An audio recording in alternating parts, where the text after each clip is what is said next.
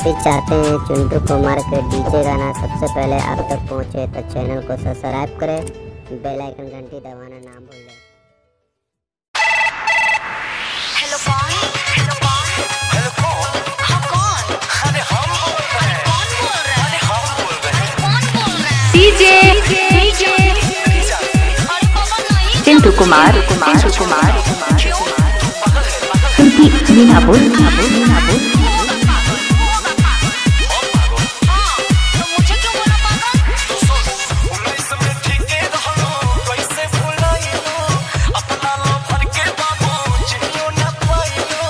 अरे ऐसे कैसे चिढ़ जाएंगे?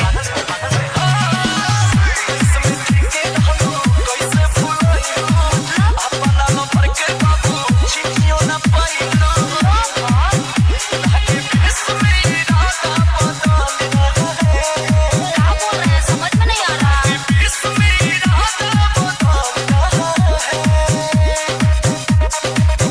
सॉरी सॉरी पता ना कुछ चल रहा है। सॉरी सॉरी पता ना कुछ चल रहा है। आजकल लोग कौन कानून पर बदल रहा है। डीजे कुछ चल रहा है। आजकल चिंटू कुमार उनकी मीना बोल लिए थे क्या लिए थे? अब तुम पिटाओगे। कब दिए थे?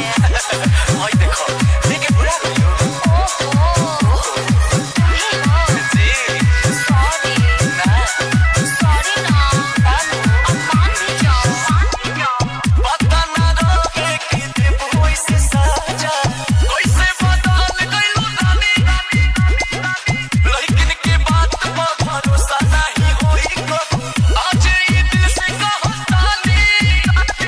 ऐसे मत बोलो ना। हम जानो तानी यार तोहके पड़ेला तू प्यार। तोहरा ललिया से हो गइल पागलती बढ़िया। ऐसे काहे कह रहे हैं? बाप रे बहुत बड़का गलती हो गया। सॉरी सॉरी पता ना कुछ चल रहा है। सॉरी सॉरी पता ना कुछ चल रहा है। आजकल डीजे चिंटू कुमार उनकी मीना बोल चल ठीक है, क्या ठीक है? तेरा मेरा रिश्ता खत्म रहेगा। ऐसे मत बोलो मर जाएंगे। अले अले मेरे छोना आज भी बहुत प्यार करते हो ना मुझे। अब प्यारों की बहुत करूं और शुक्र वाला पूरा देखो ले मत हाँ ओकरा से एक पूरा भर के प्यार करेला। ओए माँ तब और भी उला दी दो। तोहरा से नीवा बहुत लाइके हमारा पवाड़ी पागल आइल। हमरा से नहीं माँ। हम तो मोहब्बत खाली तोहरे से कोइने एक से बड़ो अगराई। अरे ना हो तारा खातिर जूता अरे खरीद ले बानी।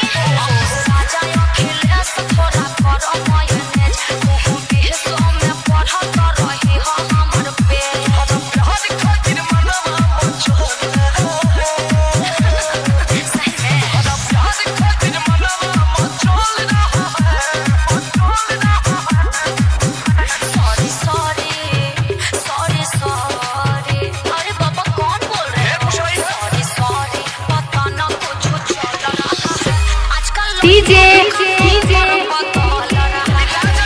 चिंटू कुमार उनकी मीना बोल